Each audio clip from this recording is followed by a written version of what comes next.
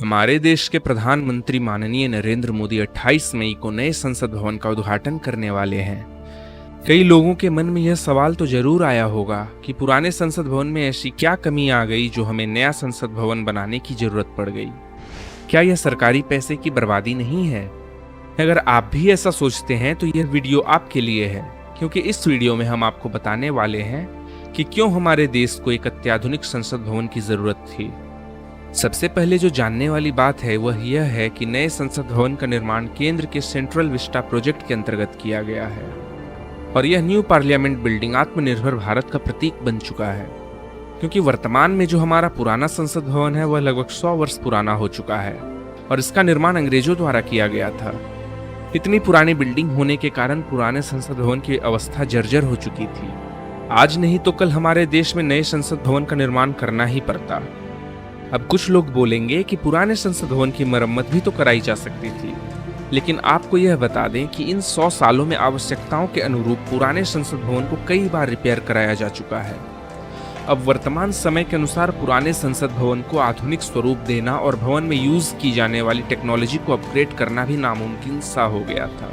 साथ ही 2026 के बाद जब देश में नए सांसदों की संख्या में वृद्धि होगी, तब नए सांसदों को बैठाने के लिए पुराने संसद भवन में नए सीटों की व्यवस्था करना संभव नहीं था।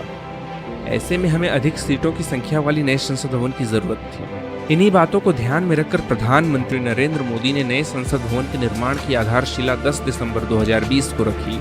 64,500 वर्ग मीटर के विशाल एरिया में फैले नए संसद भवन को भारत की सांस्कृतिक विविधताओं से प्रेरित होकर त्रिभुजाकार डिजाइन में बनाया गया है। केवल 21 महीनों के अंदर ही नया संसद भवन बनकर बिल्कुल तैयार हो गया है। इस संसद भवन की विशेषता यह है कि यह अगले 150 वर्षों तक की जरूरतों को पूरा करने में खड़ा उतरेगा। नए संसद भवन के लोकसभा कक्ष में 888, राज्यसभा कक्ष में 384 और संयुक्त संसद अधिवेशन में 1272 सांसदों की सीटिंग क्षमता होगी। साथ ही काउंसिल ऑफ मिनिस्टर्स के लिए 92 कमरों की भी व्यवस्था नए संसद भवन में होगी। डिजिटल इंटरफेस और आधुनिक टेक्नोलॉजी से लैस संसद कार्यालय भी इस संसद भवन का हिस्सा होंगे। लोकसभा तथा राज्यसभा का हर एक डेस्क इलेक्ट्रॉनिक उपकरणों से लैस होगा। इसके अलावा नए संसद भवन में भारत की भव्य विरासत को दर्शाता एक संविधान हॉल और पुस्तकालय भी होगा।